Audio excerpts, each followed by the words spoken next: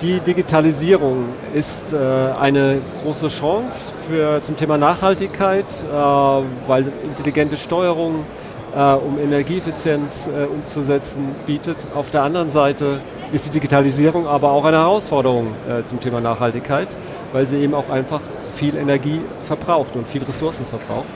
Und wie man das miteinander in Einklang bringt, darüber möchte ich jetzt sprechen mit Anton Schmatko, Stoffstrommanager von MTM Rurzin, Tobias Patzig, Geschäftsführer Feinhütte Halsbrücke und Jörg Amelung, stellvertretender Institutsleiter am Fraunhofer IPMS und auch Koordinator des Projekts Green ICT. Für den Bereich Fertigung. Für den Bereich Fertigung. Sehr schön. Also erstmal vielen Dank, dass Sie da sind, dass wir hier über dieses Thema, das natürlich sehr wichtige Thema sprechen können. Und ich würde gerne mit so einer offenen Frage erstmal starten, vielleicht direkt an Sie, Herr Amelung, weil Sie da in dem Projekt so ein bisschen so einen Überblick haben. Wie ist das Thema Nachhaltigkeit in den Unternehmen, gerade in Verbindung mit Elektronikfertigung? Ist das schon angekommen in den Unternehmen? Ist das ein Thema? Ja, wie sieht das aus? Ich würde sagen, es ist am Anfang da an der Stelle. Also das heißt, wir haben vielfach das Thema, dass der Carbon Footprint zum Beispiel sehr stark hauptsächlich an der Energie liegt, beziehungsweise an den Materialien, wo kriege ich die her. Und aktuell ist es immer auch ein zusätzliches Thema, wenn es eine Kostenersparnis bringt oder sonstige Effizienzvorteile bringt. Dann wird das gerne mitgenommen. Wir haben noch relativ wenig Projekte, wo es heißt, nur die Nachhaltigkeit ist das Hauptziel im Projekt. Okay. Also über die Chancen auch beim Thema Nachhaltigkeit will ich auf jeden Fall noch zu sprechen kommen, weil ich glaube, das ein interessanter Aspekt ist. Da kommen wir noch nachher dazu. Aber jetzt vielleicht auch nochmal dann aus Ihrer Sicht, Herr Patzig und Herr Schmatko, Sie haben beide Unternehmen, die sich mit dem Thema Recycling beschäftigen. Ja. Wie ist es, merken Sie da auch, dass es einen steigenden Bedarf an solchen Themen gibt und an Ihren Lösungen, die Sie anbieten? Also ich kann es von meiner Seite nur bejahen. Wir recyceln und upcyclen schon seit 30, 40 Jahren am Standort in Halsbrücke, haben eine viel längere Firmengeschichte, über 400 Jahre. Wir machen konkret Recycling, Upcycling von Zinn und Zinnlegierung am Standort. Und am Anfang wurde das Thema ja auch gerade in der Elektronikindustrie ein bisschen kritisch beäugt. Ne? Gerade in Richtung Qualität, passt das alles so? Waren noch viele Vorurteile mit verbunden, die jetzt so nach und nach auch abgeräumt werden. Womit wir uns auch mit den Kunden dann auseinandersetzen, weil vieles einfach auch Mythen sind, die nicht stimmen. Gerade auch im Hinblick auf die ganze Qualität kann ich vielleicht später dann noch mal ein paar Sachen, gerade in Bezug auch aufs Zinn sagen. Aber man merkt halt wirklich, dass das Thema mehr und mehr auch ankommt. Wir haben viele Kunden aus Deutschland, aber auch international, Konzerne, die speziell auch wirklich nur Sekundärmaterialien einsetzen, egal ob es ein Smartphone-Hersteller ist, der sagt, ich möchte zu 100% recycelte Materialien in mein Smartphone einsetzen. Gibt es große Beispiele wie Apple zum Beispiel, die in die Richtung gehen.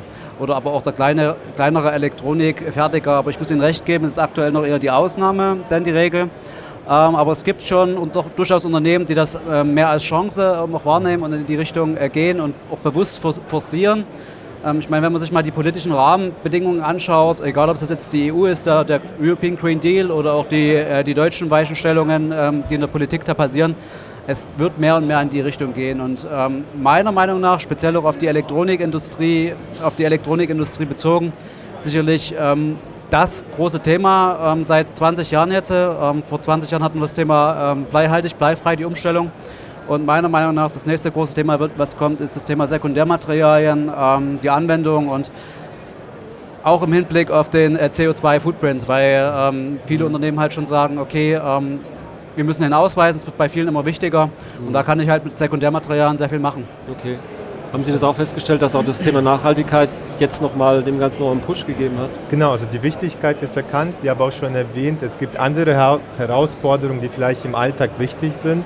Ist auch eine Frage der internen Organisation. Also ein produzierendes Unternehmen ist ja sehr technologisch aufgestellt. Ob dann das Thema der Abfallsortierung oder das, was in der Produktion an Abfall anfällt, auch korrekt schon, sag ich mal, für das Recycling vorbereitet wird. Das kann man nachbessern durch Paten, damit ja auch dann schmelzen in den richtigen Mengen und Qualitäten die Ware erhalten um ja, mehrere Serien der Produkte 100% aus dem Recycling anbieten zu können. Das ist aber ja, begrenzt durch Personal, durch andere Themen nicht Priorität Nummer 1. Und da ist, glaube ich, der Wunsch da, aber auch die Herausforderung des Verständnisses, was Recycling oder Vorbereitung zur Wiederverwendung eigentlich bedeutet. Und die Unternehmen sind dabei, das aufzubauen, suchen auch nach, sag ich mal, Training oder Information, kämpfen aber mit ja, zeitlicher Begrenzung, weil eben im Alltag andere Dinge wichtiger sind. Sie haben vorhin gesagt, von Vorteilen gesprochen, die es früher gab. Das heißt, dass man quasi die Qualität der Recyclingmaterialien nicht gleichgesetzt hat mit den also anderen Materialien. Es gab da sehr viele Vorbehalte in der Elektronikindustrie, speziell in der Vergangenheit. Muss man auch sagen, wurden speziell auch Legenden aufgebaut. Jeder, der sich ein bisschen mit Chemie auseinandergesetzt hat, eigentlich reicht Chemieunterricht 8. Klasse, weiß, dass es nicht auf dem Ursprung des Materials herkommt. Wir wissen heute, Kupfer zum Beispiel, auch ein gutes Beispiel, wird seit 6000 Jahren im Kreis gefahren. Es ist vielmehr entscheidend, welche Prozesse stehen dahinter, wie kann ich das Material aufbereiten, wie gut bin ich in der Lage, um Störelemente wieder aus einer Legierung zum Beispiel auch herauszubringen oder wenn es halt nicht klar getrennt ist, auch im Abfallmanagement, die Materialien dann zu verarbeiten.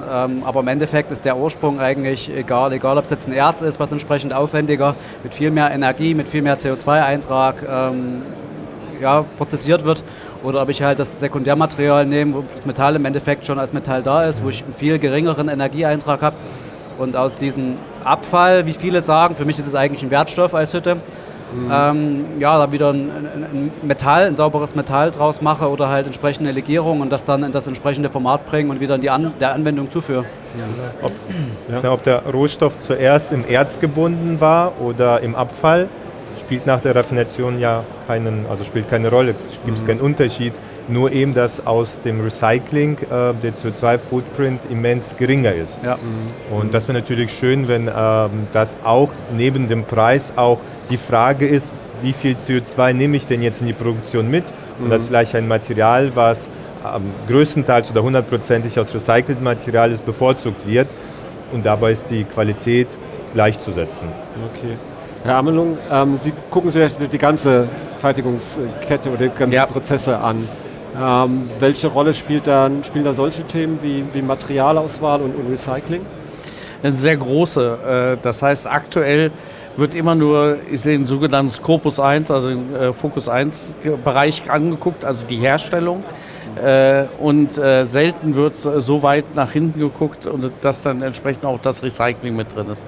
Das ist bei den Leiterplatten und alles, was mit Aufbau- und Verbindungstechnik der Mikroelektronik zu tun hat, schon längere Zeit der Fall. Im sogenannten Frontend, also da, wo die Herstellung der Chips stattfindet, ist das noch ein Sonderfall gewesen, weil da einfach die Qualität der Materialien an oberster Stelle stand an der Stelle. Und an der Stelle war genau diese Vorurteile, die Sie sagen, waren da der Fall. Jetzt ist es aber so, dass sehr viele und gerade die Abnehmer von uns, sage ich jetzt mal von der Industrie her, die großen Tech-Unternehmen zum Beispiel, ganz starke Vorgaben machen dazu, dass man einen bestimmten Anteil an Material wiederverwendet, dass man den Carbon Footprint von der ganzen Herstellung reduziert, damit sie das dann wieder an ihre Kunden weitergeben können. Also die sind jetzt aktuell eigentlich die Treiber und führen eigentlich die Industrie in eine hoffentlich dann richtige Richtung. Ja. Und der Treiber, kann man schon sagen, Apple ist zum Beispiel da ein sehr, sehr großer Treiber, der also da viel in der Vergangenheit gemacht hat, hängt auch damit zusammen, wir wissen, dass die das auch wirklich ernst nehmen, also die machen kein Greenwashing. Wir machen zum Beispiel für Apple in einem anderen Unternehmen, in einem anderen Institut die entsprechenden Analysen davon, also den Green Footprint Berechnung. Und von der Seite wissen wir also, dass die das also wirklich extrem ernst nehmen. Ja. Und gerade jetzt ist ein neues iPhone rausgekommen, da werben die damit, dass sehr viel Materialien davon wiederverwendet wurden. Beim Zinn haben sie es schon geschafft und auch bei ein paar anderen Metallen. Wir arbeiten auch mit ihnen zusammen. Aber ich denke, das ist auf jeden Fall ein Schwerpunktthema, was man sich bei dem ganzen Thema Nachhaltigkeit angucken muss. Andere Themen, geht jetzt vielleicht zu weit, aber welche man auch mit auf dem Schirm behalten sollte, wenn man es wirklich ernst nimmt, das Thema Nachhaltigkeit ist halt auch zum einen das Produktdesign, sprich, was passiert mit dem Produkt dann, wenn es das Ende des Lebenszyklus erreicht hat. Aktuell sind doch auch viele Elemente da zusammengeführt, was es für das anschließende Recycling wieder schwer macht.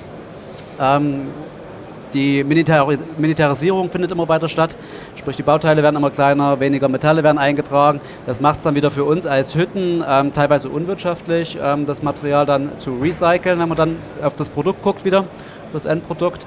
Also ich denke, da muss auch noch viel gemacht werden. Und ein anderer Baustein ist natürlich, ist auch in aller Munde, ist das Thema Reparaturfähigkeit. Ne? Gucken wir uns das Smartphone wieder als einfaches Beispiel an.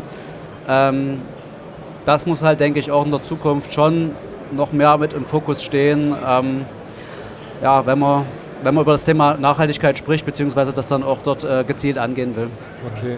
Also dass Produkte schon so im Design so mit, dass das Recycling schon mitgedacht wird sozusagen. Wenn man es ernst nimmt, das Thema, sollte man das mit berücksichtigen. Ja. Dann fängt Recycling nämlich schon bei der Konzeption an und nicht am Ende erst, wenn das dann auf dem Schrottplatz liegt oder ja. Ja, okay. Ja, ich hab vor kurzem ein Panel moderiert, da ging es um E-Mobility und Batterien und vor allen Dingen Batterieproduktion, Automatisierung. Ja. Und da war das auch so ein Thema, dass man die Automatisierung beim Recycling eigentlich da noch große Hürden hat, eben weil die Batterien nicht entsprechend designt sind. Ja. Und dann denke ich mir, dann beißt sich ja irgendwie die Katze in den Schwanz. Ne? Also das betrifft ja viele Produkte. Genau. Ja. Ja. Okay. Ja. Ich denke auch bei dem Thema ist wichtig zu verstehen, dass Nachhaltigkeit zusätzlich zum Ökologischen ja auch andere Aspekte hat.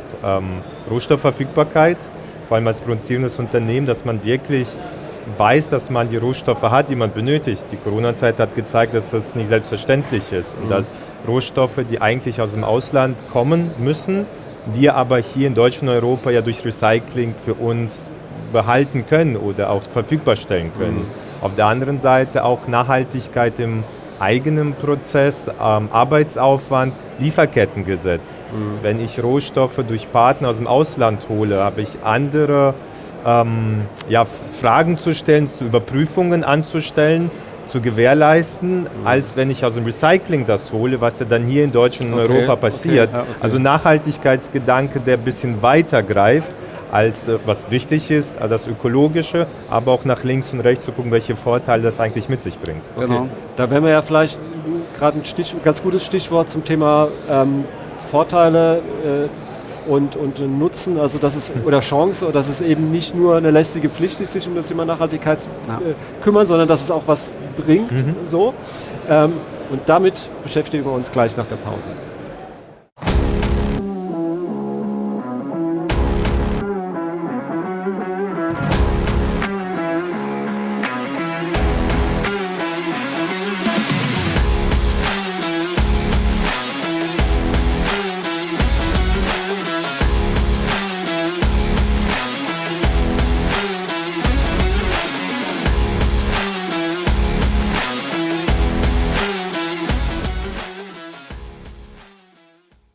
Ja, das Thema, dass Nachhaltigkeit eben nicht nur eine lästige Pflicht ist, sondern dass er auch für Unternehmen eine Chance bietet. Wie ist das in Ihrem Projekt, wie wird das da behandelt? Es wird in dieser Hinsicht behandelt, dass man wirklich die ganze Taxierung, also was heißt es eigentlich, an welcher Stelle habe ich den größten Hebel, den ich dann da wieder vorne einsetzen kann, wird analysiert. Das heißt, wir kommen ja aus der Forschung, also wir analysieren im Prinzip die Sachen, geben dann Ideen und wollen die dann in die Industrie überführen, damit die Industrie weiß, wenn ich das jetzt einsetze, dann spare ich mir an der Stelle so und so viel ein. Und das ist genau Ziel von dem Projekt Green ICT, sich das einzeln anzugucken. Und das eben nicht nur bezogen auf den Energieeintrag oder Nicht-Energieeintrag, sondern auf Materialien, auch auf kritische Materialien. Ich meine, in der Halbleiterindustrie kennen wir das Ganze mit dem ganzen bleihaltigen Lot, das war mal. Aber es gibt ja noch andere Materialien, die zu vermeiden sind. Karzinogenische Materialien und so weiter in der Herstellung, die zu reduzieren. Und das gehört alles als ein Package dazu. Und es ist vollkommen richtig, es ist nicht nur eine Aufgabe, sondern auch eine Möglichkeit. Weil viele Materialien, die sind sehr teuer mittlerweile und an der Stelle lohnt sich dann auch wieder das Recycling. Das heißt, es ist auch wirtschaftlich, ganz abgesehen davon, dass man dann vielleicht nicht alles aus China importieren müsste, sondern man kann es im Kreislauf bei uns nutzen. Das ist ja dann auch nochmal ein Vorteil an der Stelle, dann sogar für die Volkswirtschaft, wenn man es mal so sieht. Okay. Wie ist das aus Ihrer Sicht? Ist das im Gespräch mit den Kunden auch so, dass man da durchaus die Vorteile, denke ich mal, sowieso per se darstellt? Und sehen Sie auch dann, dass man das Thema Nachhaltigkeit durchaus auch als Chance begreifen kann? Ich denke, es wurde erkannt, dass es eigentlich keine Alternative gibt. Also ähnlich wie als Privatmensch, gesunder Lebensstil kann anstrengend sein, aber was ist die Alternative? Krank sein. Kostet Zeit, führt zu gewissen Veränderungen, Anpassungen, aber dass der richtige Weg ist, nachhaltig an eben vielen Facetten zu arbeiten, vielleicht auch Mitarbeiter zu binden, also auch um Mitarbeiter für die Zukunft zu sichern, Unternehmen, die das wirklich leben, für uns als Gesellschaft. Das passiert nicht schnell, aber der Wunsch ist da. Rückfragen, dass man vielleicht ein Recycling-Konzept hilft aufzustellen, Rückfragen, wie denn Materialien aus Recycling vom CO2-Footprint sich unterscheiden. Der Wunsch ist da, als Chance erkannt, aber es fehlt eben, wie schon angesprochen, die Zeit, das schnell umzusetzen. Aber über die Jahre merkt man auf jeden Fall, dass das sehr wichtig wird. Okay. Wie sehen Sie das? Ja, bei uns ist es, wie gesagt, das Thema Recycling seit 30, 40 Jahren Kernelement unseres Unternehmensgegenstand. Wir sind eine Zinnhütte, die zu 100% Material recycelt. Sprich, wir haben Kreisläufe etabliert in der Elektronikindustrie, dass wir entweder direkt vom Kunden die Prozessrückstände zurückführen zu uns oder aber mit unterschiedlichen Entsorgungsdienstleistern oder Metallhändlern zusammenarbeiten, die uns die Materialien weltweit, schwerpunktmäßig natürlich europaweit, zuliefern. Das ist direkt unser Geschäftsmodell. Wir schmelzen dann daraus wieder ein hochreines Zinn oder eine hochreine Metalllegierung und sehen das halt wirklich nicht nur eigentlich aktuell, sondern es hat sich auch wirtschaftlich betrachtet schon in den letzten 30 Jahren gelohnt, mal von den Themen Rohstoffsicherung, also strategischen Themen, die sich aktuell auch politisch gestellt werden. Mal davon ganz abgesehen, was auch sehr wichtig ist, es ist halt wirklich jetzt schon ein lohnenswertes Geschäftsmodell. Ich meine, im Metallbereich ist es auch relativ einfach, da gibt es gute etablierte Verfahren. Wir haben das gerade auch für den Zinnbereich in den letzten 10, 20 Jahren sehr gut weiterentwickelt. Und wir haben es auch geschafft, diese Kreisläufe halt wirklich jetzt schon einzurichten. Da wollen wir mal als gesamte Volkswirtschaft irgendwo hin, dass diese Kreislaufwirtschaft auch zum Laufen kommt. Und im Metallbereich ist es jetzt eigentlich schon möglich. Es spricht nichts dagegen, da sofort mit anzufangen. Viele Unternehmen haben es vielleicht nicht so wirklich auf der Tagesordnung, weil es nicht nur ein Randbereich ist oder ein C-Teil, wenn man es mal von der Produktseite betrachtet, sondern es war irgendwie einfach immer da, man hat sich nicht damit auseinandergesetzt, aber wenn man es mal richtig betrachtet, sind sehr, sehr viele Vorteile mit verbunden, die man heute schon heben kann. Bei Ihnen war es dann wahrscheinlich gerade der umgekehrte Weg, da ging es erst um die ökonomischen Vorteile und jetzt durch diese ganze Nachhaltigkeitsdebatte sagt man, okay, auch aus der Perspektive ergibt es Sinn. Ne? Wir profitieren natürlich auch aktuell sehr von dem Trend. Und wir haben jetzt auch in den letzten 2 Jahren da 2 Zertifizierungen mit auf den Weg gebracht. Die ISO 14021 sind wir auch die erste Hütte weltweit, die das für den Zinnstoffstrom etabliert hat. Und das ist im Endeffekt ein Nachweis dafür, dass wir zu 100% für unsere Marke, Green Tin nennt die sich, Recyclingmaterialien einsetzen und dann auch die RMI Downstream-Auditierung, dass wir bei dem Konfliktmineral Tin halt keine Stoffströme aus kritischen Gebieten einsetzen, sondern dass es zu 100% zuverlässige Quellen sind. Hat es auch eine Entwicklung stattgefunden? Ich könnte mir vorstellen, dass es früher auch bestimmte Materialien eben gar nicht in recycelter Form gab und dass sich da auch einiges getan hat, dass jetzt auch Materialien vielleicht verwendet werden können, bei denen es vorher noch nicht möglich war? Klar, die Prozesse haben sich immer weiterentwickelt. Wenn ich jetzt mal vom Zinn wegschaue zu anderen Metallströmen, wie gesagt, Abfallströme werden immer komplexer. Ich muss halt schauen, wie ich meine Prozesse an die Herausforderungen anpasse, dass ich die komplexen Metallgemische oder teilweise sind ja auch andere Verbindungselemente mit dabei, wie ich das entsprechend auch wirtschaftlich darstellen kann. Da ist in den letzten 10 Jahren relativ viel passiert und wir haben das halt für das Wertelement oder für das Beispiel Zinn perfektioniert. Ich glaube, die Herausforderung ist, also nicht die Herausforderung, das Spannende, neue Legierungen kommen auf den Markt. Ja, okay. Das heißt, auch neue Metalle tauchen dann in den Abfällen, in den Reststoffen auf. Auch dort müssen wieder Kreisläufe etabliert werden. Aber lassen Sie es uns nicht Abfall nennen, sondern vielleicht doch Eher Wertstoff. Finde ich sehr gut, ja. Also in rohstoffgebundenem Abfall, aber Wertstoffe auf jeden Fall, also Quellen der Rohstoffe, Urban Mining. Aber ja, neue Metalle kommen dazu. Aber auch interessant zu sehen, abhängig vom Baugruppenfertiger, Messdienstleister, ob das der Einkauf handelt, Facility Manager oder QM. Und genau da sieht man auch den verschiedenen Blick auf diese Wertstoffe, ja, dass dort dann, da wo viel Verständnis für die Materie vorhanden ist, zum Beispiel bei der Qualitätsmanager, dass er das anders handhabt als vielleicht der Facility Manager, der eben darauf achtet, wann einfach der Platz fehlt. Genau, also das hätte mich jetzt auch interessiert. Mit wem sprechen Sie eigentlich in den Unternehmen? Also wer sind da Ihre Ansprechpartner? Ganz unterschiedlich. Vom Einkauf, je nachdem, wo es aufgehangen ist, das Thema, über das Qualitätsmanagement, ja, bis hin zu anderen Verantwortungsabteilungen. Es hängt immer ein bisschen vom Unternehmen ab, wo ist es eigentlich aufgehangen. Ja, genau. Und wer muss sich mit dem Thema auseinandersetzen. Ja, vieles kommt halt aktuell auch noch aus dem Abfallrecht, deswegen wird auch über Abfall gesprochen. Okay. Gibt ja auch einige legale Themen, die damit mit dranhängen, wo man sich ein bisschen auseinandersetzen muss. Da muss man halt auch mit berücksichtigen, als Anfallstelle ist man so lange in der Haftung, bis das Material wieder recycelt wurde oder eingesetzt wurde, also quasi von der Anfallstelle bis zur Hütte als Verwerter. Solange ist man dort auch als Anfallstelle in der Haftung, muss man ein bisschen aufpassen, es gibt einige legale Themen zu betrachten, aber wie gesagt, eigentlich ist es kein Abfall, wir sollten halt von dem Begriff Abfall weggehen und zu einem Begriff wie Wertstoff zum Beispiel kommen. Okay. Also Sie nicken, also Sie haben auch immer unterschiedliche Ansprechpartner. Genau, Ja, genau. Wobei das kann sich jetzt auch ändern, weil die ganzen großen Mikroelektronikunternehmen auf jeden Fall haben ihre Nachhaltigkeitsziele und wollen jetzt irgendwo im Bereich 2030 bis 2040 klimaneutral, wie man das auch immer definiert, werden.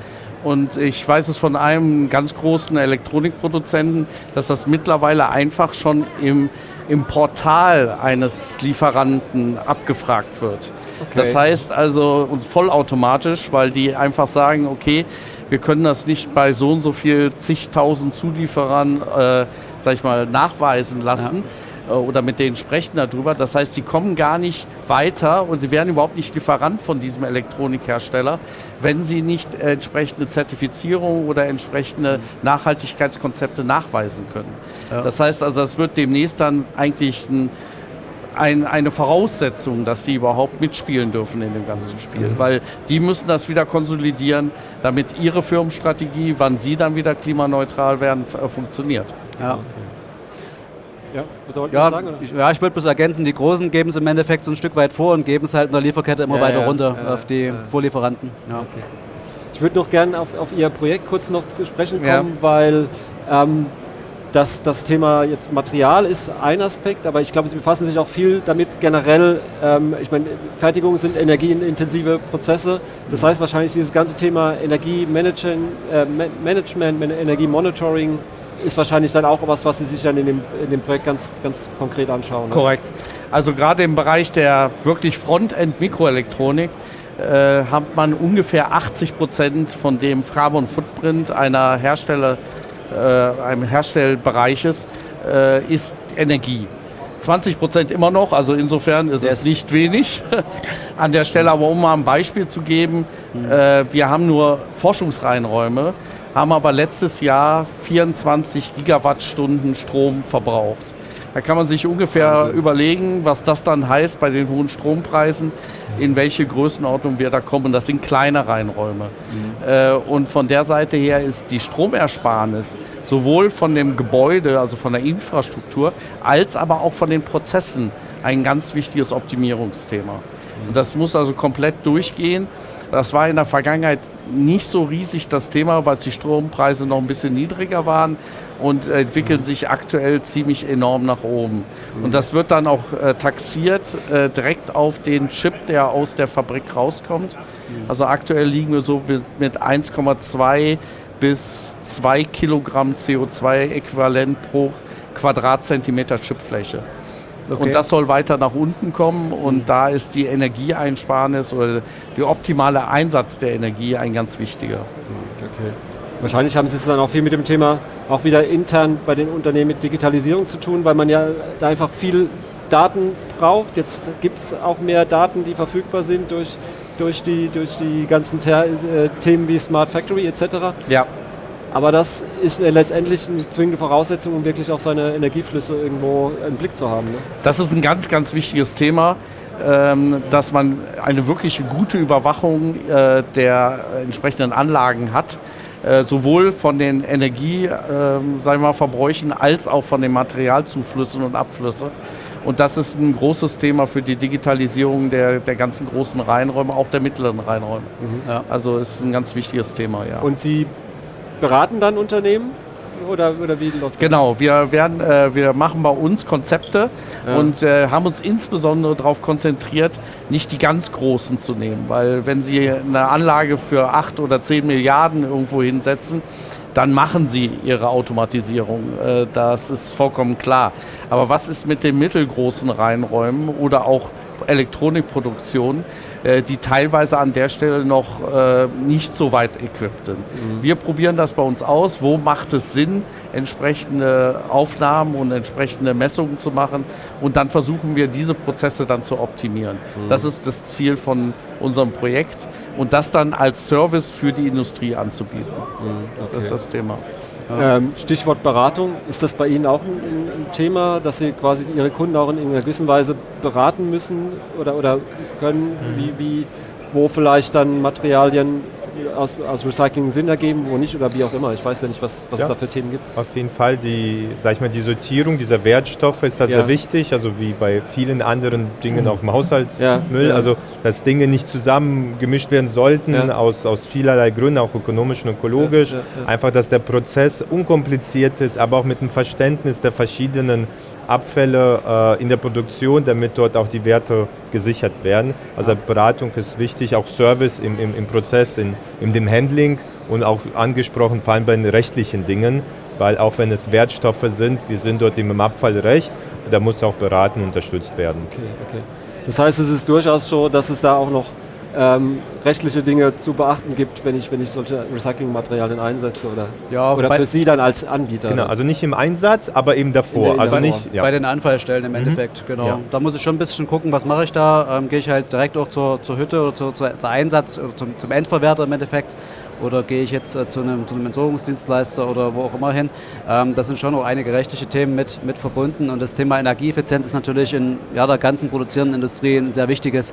Ich meine, wir als Hütte, wir gehören zur Schwerindustrie, wir betreiben große Energiemaschinen, große pyrometallurgische Anlagen, große hydrometallurgische Anlagen, also haben eine eigene Elektrolyse und sind auch bei uns in der Region mit einer der Großverbraucher.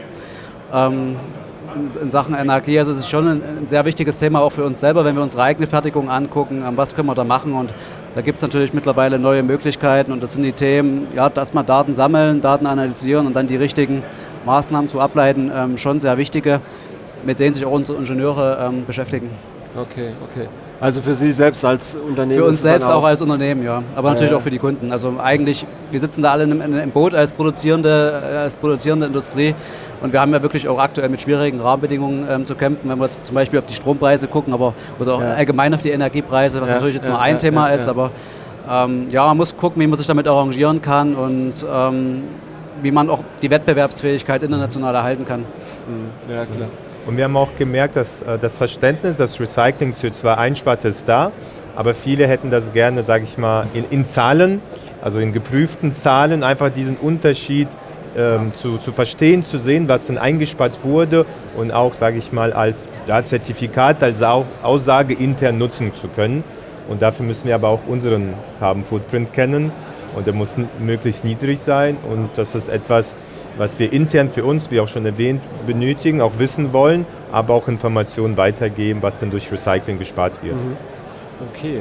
Ja, also ich habe jetzt daraus gelernt, dass das Thema zwar auf der einen Seite sehr wichtig ist und bei den Unternehmen angekommen ist, aber es gibt auch immer noch wieder viel Erklärungsbedarf, gerade speziell Thema Recycling. Ja. Da gibt es noch wohl einiges zu tun, und es gibt ganz viele Ansatzpunkte, bei denen man ansetzen kann, sowohl beim Material als auch beim Thema Energieeffizienz, Energiemanagement. Und ich bin mal gespannt, wie es weitergeht. Es wird auf jeden Fall das Thema sein, das uns noch lange begleitet und zu dem es noch viel Redebedarf gibt. Und dann bedanke ich mich aber erstmal bis hierhin bei Ihnen für die spannende Runde, und schön, dass Sie da waren. Dankeschön. Vielen Dank. Vielen Dank.